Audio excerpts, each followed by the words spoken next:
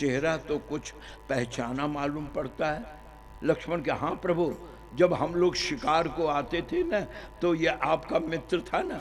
अरे ये तो गुह्य है। हाँ, भगवान राम बचपन का साथी जानकर, बहुत ध्यान देना, मैं तो ये कहता हूं अगर राम की कथा में 3 कथा निकाल दिया जाए, अहिल्या की कथा, केवट की कथा और शबरी की कथा, ये 3 कथा निकाल दिया जाए तो राम पतित पावन कहाँ रहेंगे। इन 3 कथाओं ने राम को पतित पावन बनाया है। अहिल्या की आप सुन चुके हैं। आज कहते हैं निषाद राज केवट ने दूर से देखा और राम ने भी पहचाना, पहचान कर राम दौड़ पड़े। निषाद राम को दौड़ते देखे कहता है प्रभु वो बचपन की बात थी, आप अब अयोध्या के राजा। अरे बोले कहाँ का राजा, मैं भी तो पथ का भिखारी बन गया हूँ। आकर के राम ने निषाद को हृदय लगाया और कहा गंगा की लहरों की कसम खा करके मैं तुम्हें अपना मित्र बनाता हूँ। निषाद ने कहा अगर मित्र बनाया है तो फिर जंगल में नहीं रहने दूंगा, देव धरन धन धाम तुम्हारा। हंस के राम ने कहा मित्र क्या कहूँ, आज्ञा ये है कि मैं बसी बस्ती में नहीं जा सकता। निषाद ने कहा परवाह नहीं, तुम जहाँ रहोगे हम वहीं कुटी तैयार करेंगे, 14 साल साथ रहेंगे। ये कहकर निषाद ने एक पेड़ के नीचे राम के सोने का इंतजाम किया। प्यारे प्रभु प्रेमियों, युद्ध स्तर पर हजारों आदमी उसने लगा दिए। एक वेदी तैयार हुई जिस पर पत्तों की सैया बनी, फूलों से सजाया गया। एक आसन राम के लिए, एक आसन सीता के लिए। और सीता राम जब विश्राम करते हैं, लक्ष्मण जी को दूर हटकर बैठ गए। निषाद राज उनके पास बैठकर कहता है भला ऐसे राजकुमार को इस तरह जमीन पर सोना चाहिए। वहाँ पर लक्ष्मण ने निषाद का मोह दूर किया, जो लक्ष्मण गीता के नाम से मानस में प्रसिद्ध है। प्रभु निषाद राज से लक्ष्मण कहते हैं पागल, तुम क्या समझते हो कि राम कर्म का फल भोग रहे हैं? नहीं नहीं। निषाद कहते हर आदमी का दुख सुख कर्म के कारण होता। बोले हाँ होता है, लेकिन राम का यह दुख कर्म के कारण नहीं है। तो भगत भूमि भूसुर सुरभि सुरहित लाग कृपाल, करत चरित धरि मनुज तनु, सुनत मिटहि जग जाल। ये तो संतों के लिए, गौ के लिए, ब्राह्मण के लिए, अत्याचार को दूर करने के लिए राम ने स्वयं वनवासी जीवन स्वीकार किया है। इस तरह लक्ष्मण ने रात को निषाद का मोह दूर किया। प्रातःकाल सुमंत मंत्री ने सोचा अभी तो 2 दिन मेरे हाथ में है, 4 दिन कहा था दशरथ ने, 4 दिन में लौटाना, आज तीसरा दिन है, अभी 2 दिन हाथ में है, मौका देखकर राम को लौटने कहूँगा। क्यों? डिस्टेंस आ गया। दशरथ ने कहा था गंगा नहला कर, तो गंगा किनारे राम आ चुके। अब सुमंत चाहता है राम को लौटाना। भाइयों अब बड़े ध्यान से सुनना। प्रातःकाल होते ही राम भी समझ गए कि सुमंत जरूर कहेगा लौटने, और अगर मैं मना करूंगा तो पिता आज्ञा का विरोध होगा। तो प्रभु ने किया क्या, निषाद राज से कहा बट वृक्ष का दूध मिल सकता है क्या? आप लोग जानते होंगे बट के पेड़ के पत्ते को तोड़िए तो जहाँ तोड़ेंगे वहाँ भी दूध का बूंद निकलेगा और पत्ते के कोने से भी दूध निकलता है। बट में और उस दूध में लासा होता है। संत लोग जो जटा बनाते हैं वो बट का दूध लगा करके ही उसकी जटा बनती है। तो भगवान राम ने निषाद से बट का दूध मंगाया और जटा बनाने लगे। सुमंत समझ गया कि अगर जटा बना ली तब तो ये नहीं लौटेंगे।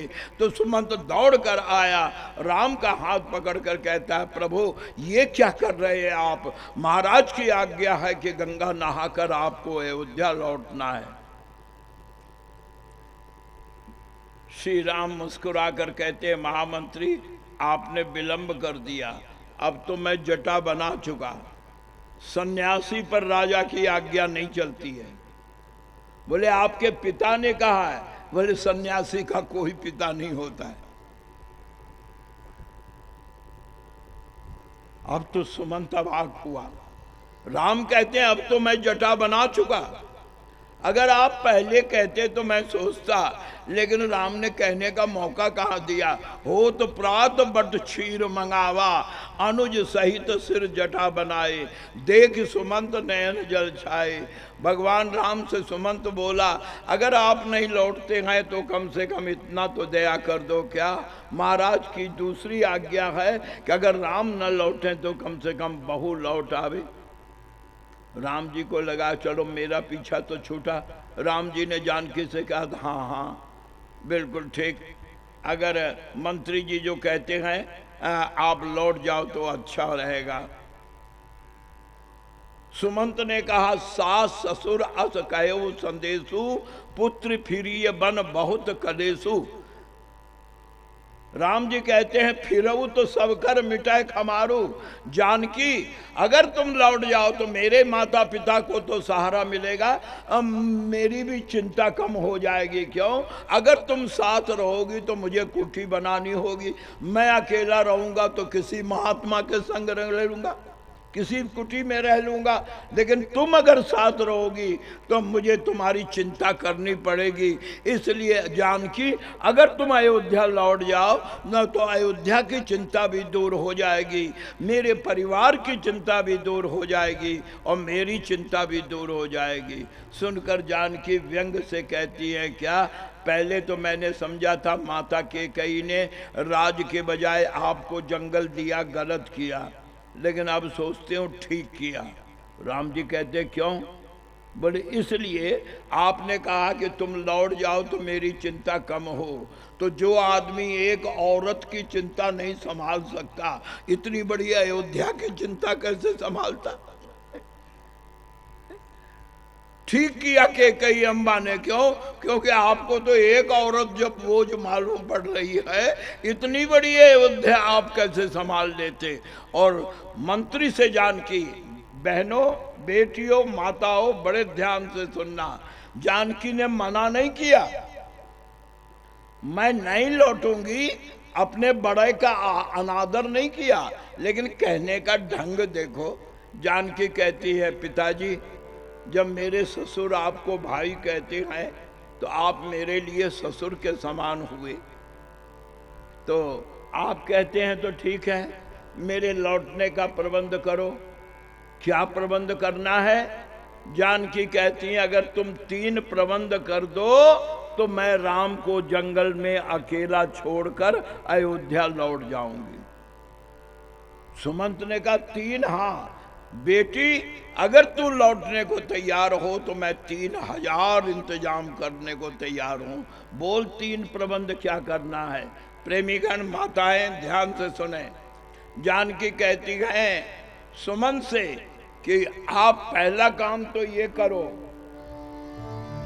कि प्रभा जाय कहां भानु बिहाई। पहला काम ये करो, सूरज से उसकी रोशनी अलग कर दो, उसकी धूप अलग कर दो, उसकी प्रभा अलग कर दो। और कह चंद्रिका चंद्र तज जाई, चांद से चांदनी अलग कर दो। और तन तज छाह, शरीर से छाया अलग कर दो। अगर ये 3 काम आप कर दोगे तो मैं वादा करती हूं कि मैं राम को अकेला छोड़कर जंगल से अयोध्या लौट चलूंगी। सूर्य से प्रभा, चांद से चांदनी और शरीर से छाया अगर अलग नहीं हो सकती है तो सीता भी राम से कभी अलग नहीं हो सकती है। प्यारे प्रभु प्रेमियों, गोस्वामी तुलसीदास जी महाराज कहते हैं कि कभी कभी अपनी अकल ज्यादा परेशान करती है। लक्ष्मण ने सोचा ये मंत्री पहले राम से बोला, राम जी ने धर्म का वोट ले लिया कि अब मैं हो गया जटाधारी। जानकी जी ने प्रकृति का वोट ले लिया कि सूरज से धूप, चांद से चांदनी और शरीर से छाया अलग नहीं हो सकती, तो सीता राम से कैसे अलग हो। अब अगर कहीं सुमंत ने मेरे लौटने की बात की तो मैं तो छोटा हूं, मैं तो जवाब भी नहीं दूंगा। तो लक्ष्मण जी ने पहले चतुराई की क्या सुमंत कुछ बोले उसके पहले खुद बोल पड़े, और क्या बोले? बोले पुनि कछु लखन कहीं कटुवानी। लक्ष्मण जी महाराज अत्यंत कठोर वचन बोल पड़े। क्या मंत्री, कहां लौटने की बात कर रहे हो? कहां लौटने की बात कर रहे हो? उस अयोध्या में जहां एक औरत के कहने पर सारे शहर को रुला दिया गया, जहां एक स्त्री के कहने पर निर्दोष को घर से निकाल दिया गया, ऐसी अयोध्या में और ऐसे अन्यायी राजा जैसे दशरथ के लिए अन्यायी शब्द लक्ष्मण ने कहा कि राम क्रोध में आ गए। गोस्वामी जी कहते गए, लखन कही जब अनुचित वाणी प्रभु बरजे, बरजे माने डांटा, प्रभु बरजे बड़ा अनुचित जाने। प्रभु ने डांटा कि लक्ष्मण, पिता के लिए अपशब्द कह करके तूने मेरे कान को अपवित्र कर दिया है। और ये कहकर राम रो पड़े और रोकर सुमंत से कहते, सुमंत तुम्हें मेरे सिर की कसम है, लक्ष्मण ने जो अभी बात कही है ये अयोध्या में किसी से कहना नहीं। कहते हैं, सकुच राम निज शपथ दिवाई, कहब न तात लखन लड़काई। लक्ष्मण ने जो लड़काई की है ये लड़काई किसी से नहीं कहना, लड़कपन किसी से नहीं कहना। सुमंत ने कहा, आपको अगर ये डर है कि मैं किसी से कह दूंगा तो एक काम करो ना। बोले क्या? बोले 7 लाख जतन तब कीने। तुलसीदास लिखते हैं, सुमंत बोला कि मुझे साथ रखिए, 14 साल में साथ ही रहूंगा। आपको ये तो भरोसा रहेगा कि सुमंत ने अयोध्या जाकर किसी को नहीं कहा। सुमंत की चतुराई देखकर राम झुंझला गए। राम उठकर खड़े हो गए। राम बोले नहीं। बोले क्यों? बोले ये मर्यादा विरुद्ध होगा। क्यों मर्यादा विरुद्ध होगा? बोले इसलिए मर्यादा विरुद्ध होगा कि मैं राज्य से अलग किया गया हूं, मैं राज्य से निर्वासित किया गया हूं, और राज्य से अलग होने पर, सत्ता से अलग होने पर राज्य के मंत्री का और सरकारी रथ का उपयोग करना मेरे लिए अनाचार होगा, मेरे लिए अनाचार होगा, ये भ्रष्ट आचरण होगा। क्यों? राज्य से अलग होने के बाद राज्य के कर्मचारी की सेवा और राज्य के वाहन का उपयोग करना ये नैतिकता के विरुद्ध है। भगवान भला करे उन एमएलए और एमपी का जो 2 इलेक्शन हारने के बाद भी अभी तक सरकारी फ्लैट खाली नहीं किया है, किराए पर उठा करके रखा है। ये देश क्या हो गया? क्या देखा था गांधी ने सपना? क्या देखा था पटेल ने कल्पना? ये हम लोगों ने क्या कर डाला है इस देश का। प्यारे प्रभु प्रेमियों, राम की कथा होती है पर राम की शिक्षा क्यों नहीं? आज गलती एक है, हम वेद को मानते हैं पर वेद की नहीं मानते हैं। आज राम को तो मान रहे हैं हम, पर राम की नहीं मान रहे हैं। आज गीता को मान रहे हैं पर गीता की नहीं मान रहे हैं। आज रामायण को तो मान रहे हैं पर रामायण की नहीं मान रहे हैं। ध्यान दीजिए, राम जी सुमंत से कहते हैं क्या कि जब मैं राज्य से अलग किया गया हूं तो राज्य के मंत्री का और राज्य के रथ का उपयोग मैं कैसे कर सकता हूं। मंत्री भी आ गया राजनीति में। बोले राजा कौन? राम जी बोले कोई हो, मैं तो नहीं हूं। सुमंत हंस के बोले सही बात यह है कि इस समय अयोध्या के राजा आप हैं। राम जी चौंके। राम जी कहते हैं मैं कैसे राजा हूं, मैं तो निकाला गया। बोले नहीं नहीं, कानूनन राजा आप हैं। क्यों? रोली का तिलक हो या नहीं, संसद में यह लिखा गया था कि अमुक दिन राम का राज्य होगा। अब मैं प्रधानमंत्री हूं, मैं तो संसद की बात मानूं। राजा रानी महल में लड़कर क्या करते हैं उससे हमें क्या लेना देना है। संसद में राम राज्य पास हुआ है और अभी तक संसद में दूसरा कोई प्रस्ताव आया नहीं है, और वो प्रस्ताव को 4 दिन निकल गए। जिस दिन राम राज्य होना था उस मुहूर्त को 4 दिन निकल गए और 4 दिन में अभी तक संसद में कोई विरोध नहीं आया।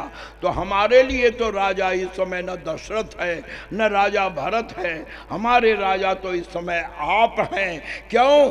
आपके राज्य की घोषणा संसद में हुई है और वो 4 दिन निकल गया। मंत्री को राजनीति करते देखकर राम जी हंसकर बोले, मंत्री बच्चे के साथ राजनीति आप कर रहे हैं।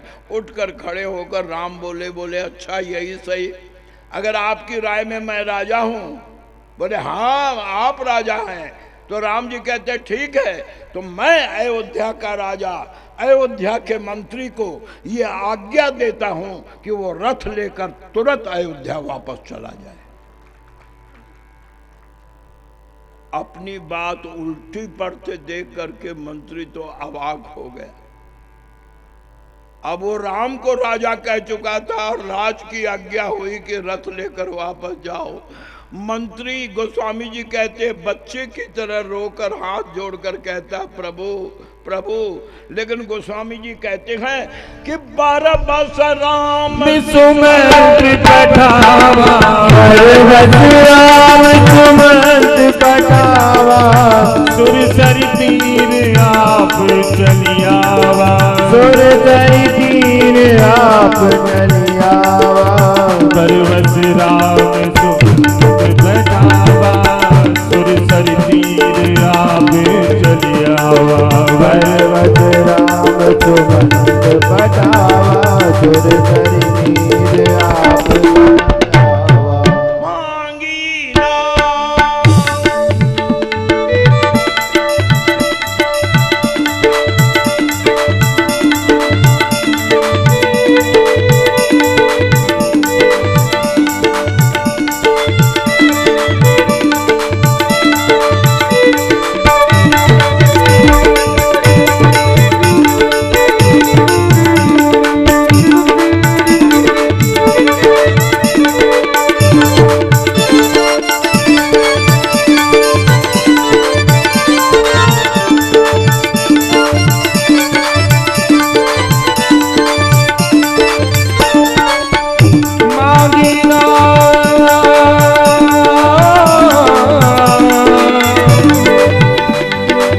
मांगी ना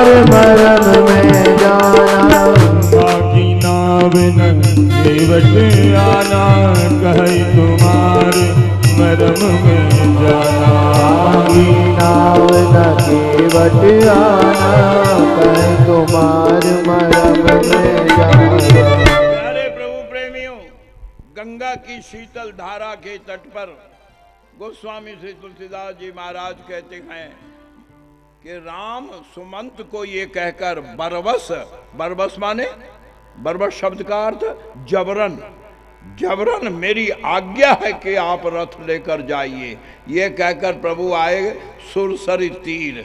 तीर माने गंगा के किनारे पहुंचे। राम जी कहां पहुंचे? जहां पर नाव थी? नहीं, नाव कहां होती है? नाव पानी में होती है, रेत में नाव नहीं होती है, पानी में नाव होती है। नाव होती है तट पे और राम पहुंचे हैं तीर पर। तीर के माने क्या है? गोस्वामी जी ने कवितावली में लिखा है क्या? सो प्रभु या सरिता तरिवे को नावत मांगत नाव करार बैठारे। करार किसे कहते हैं? करार कहते हैं जहां से कटाव शुरू होता है। कटाव ऊपर से नीचे आदमी आते हैं, तट कहते हैं जहां पानी है। तो नाव होती है तट पे, राम खड़े हैं करार पर, और करार पर खड़े होकर वहीं से राम जी ने जोर से कहा मांगी नाव। हरिओम शरण ने एक भजन गाया है, पहले बड़ा पॉपुलर हुआ था, वो आपको भी शायद यह होगा, दाता एक राम भिखारी सारी दुनिया। लेकिन आज वो आकर देखे कि राम भिखारी कैसे बने हुए हैं। भिखारी एक राम, कहते मांगी, आज उसने हाथ फैलाया है। किसने? जिसके आगे सारी दुनिया हाथ फैलाती है, जिससे सब मांगते हैं, आज मांगी। और ये कोई नई बात नहीं है। सतयुग में बलि के दरवाजे पर बामन होकर के धरती मांगी, त्रेता में गंगा के तट पर मल्लाह से नाव मांगी, द्वापर में गोपियों के द्वार द्वार पर जाकर के मक्खन मांगी, और कलयुग में गौरांग महाप्रभु बनकर के दरवाजे दरवाजे जाकर भगवान के नाम की मांग की। हरि बोल, हरि बोल, हरि बोल, हरि बोल। इस तरह भगवान ने चारों युगों में मांगा है। सतयुग में बलि के दरवाजे मांगा, त्रेता में गंगा के घाट पर मांगा, द्वापर में गोपियों के द्वार पर मांगा, और कलयुग में गौरांग महाप्रभु बन करके घर घर में हर द्वार पर जाकर के राम नाम की भिक्षा प्रभु ने मांगी। तो गोस्वामी जी कहते हैं, इस तरफ ख्वाहिश है दुनिया भर के शाहनशाह की। जिससे ब्रह्मा मांगते हैं, शंकर मांगते हैं, गणेश मांगते हैं। गोस्वामी जी कहते हैं, इस तरफ ख्वाहिश है दुनिया भर के शाहनशाह की, और उस तरफ इनकार है एक मस्त लापरवाह की। ये क्यों है? बोले प्रेम के झगड़े में चलती है ये कोशिश चाह की, कि दीन वत्सल की दया हो और जिद रहे मल्लाह की। और देखिए किसकी विजय हो और किसकी हार हो। अरे दोनों मल्लाहों में पहले किसकी किस्ती पार हो। मांगी नावन केवट आना, मांगी नावना केवट आना।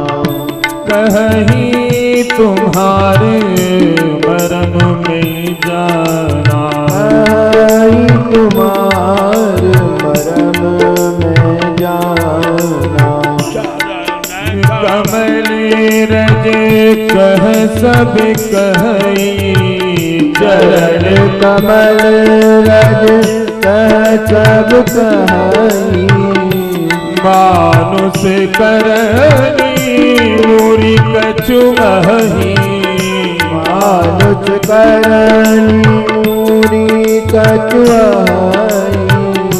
चुवत सिला भई नारी सुहाई, छुअत सिला भई नारी सुहाई। पाहने तेन काठ कठिनाई, पाहन तेन काठ कठिनाई। जो प्रभु अवसितारेगा चहो पद पद में पखारने कहो। अरे प्रभु प्रेमियों, गोस्वामी श्री तुलसीदास जी महाराज कहते हैं, भगवान केवट से बोले कि नाव ले आ। केवट हंस के बोले, आदमी तो पढ़ा लिखा मालूम पड़ता है पर बात गंवार जैसी कर रहा है। बोले नाव ले आ। नाव क्या सिर पे ले आऊं? मैं आपसे पूछता हूँ, दुनिया का बड़ा से बड़ा रईस हो, उसको अगर सवेरे ट्रेन पकड़नी हो तो टैक्सी वाले से बोलेगा, टैक्सी वाले हाँ 4 बजे सुबह मेरे दरवाजे पर टैक्सी ले आना। लेकिन अगर किसी को नदी पार करनी है तो वो मल्लाह से ये बोलेगा क्या कि 4 बजे सुबह मेरे दरवाजे पर नाव ले आना, मुझे नदी पार करनी है। अरे नाव ऐसी सवारी है जिस पे जाना पड़ता है। दुनिया की हर सवारी बुलाई जाती है पर नाव नहीं बुलाई जाती है। तुम किस देश के आदमी हो? तुम्हारे देश में नाव बुलाई जाती है क्या? तुम्हारे देश में नाव में, हाँ, राम जिस देश के हैं ना, वहां जब भवसागर में पापी डूबते होते हैं उस समय त्राहि त्राहि जब करते हैं पापी, तो तुलसीदास ने कवितावली में लिखा है क्या कि जब त्राहि कहते हैं प्रभु राम रक्षा करो, उस समय क्या होता है? जहां जम जातना घोर नदी भतकोटि जलच्चर दंट ठवैया, जहां धार भयंकर वार न पार न बोहित नाव न नीक खेवैया, तुलसी जहां मात पिता न सखा नहीं कोबु कहूँ अवलंब देवैया, तहां बिनु कारण राम कृपाल विशाल भुजा गई काढ़ लेवैया। जब भवसागर का जीव डूबता है भगवान राम अपने कृपा की नाव उसके पास भेजते हैं। तो केवट कहता है तुम्हारे घर में नाव बुलाई जाती होगी, हमारे यहाँ बुलाई नहीं जाती है, हमारे यहाँ नाव पर आकर बैठा जाता है। प्रभु कहते हैं तो चल बैठा नाव पर। बोले नाव पर बैठाने पर एक शर्त है। क्या? हमने सुना है आपके चरण के रज में एक चमत्कार है। क्या? कि अगर पत्थर पे पड़ जाए तो वो आदमी औरत बन जाए। प्रभु बोले क्या बकता है? बोले मैं नहीं बकता हूं, लोग कहते हैं कि आपने चरण रखा एक पत्थर पर, वो पत्थर औरत बन गई, औरत बन करके उड़ गई, गई पति लोक आनंद भरी। जब पत्थर पर केमिकल का इतना असर पड़ा, जिस दवा का असर पत्थर पर पड़ा, लकड़ी तो उससे कमजोर है। कहीं मेरे नाव की तरनी जो है तरुणी में बदल गई, अगर कहीं तरनी तरुणी में बदल गई तो फिर मैं क्या करूंगा? बोले तेरे लिए फायदा है, सुंदर स्त्री मिलेगी। अरे बोले सुंदर स्त्री मिलेगी कि सौत के झगड़े में जीवन नरक हो जाएगा? घर वाली जो बैठी है उसको क्या जवाब दूंगे? अस्थि अध्यात्म रामायण में केवट कहता है, अध्यात्म रामायण में केवट कहता है राम से, अस्थि में गृहिणी गेहे किंग करोम्य प्रास्त्रियम। मेरे घर में तो घरनी मौजूद है, ये जो नाव से घरनी बनेगी उस घरनी का मैं क्या करूंगा? भगवान बोले पागल कहीं का, अभी तेरी आंख के सामने इतनी दूर मैं पैदल आया हूं, पैर के नीचे सैकड़ों कंकड़ पत्थर आए, क्या कोई औरत बनी क्या? केवट ने कहा नहीं बनी। तो फिर बेकार की बात क्यों करता है? बोले फिर वो क्यों बनी? राम ने हंस के कहा उसको तो शाप था। केवट कहता है राजा जी की बड़ी बात, हमें क्या पता कि नाव की लकड़ी को किसी का शाप हो। अगर कहीं तुम्हारे पैर पड़ने पर यह औरत, ना बाबा ना, हम ये खतरा मोल नहीं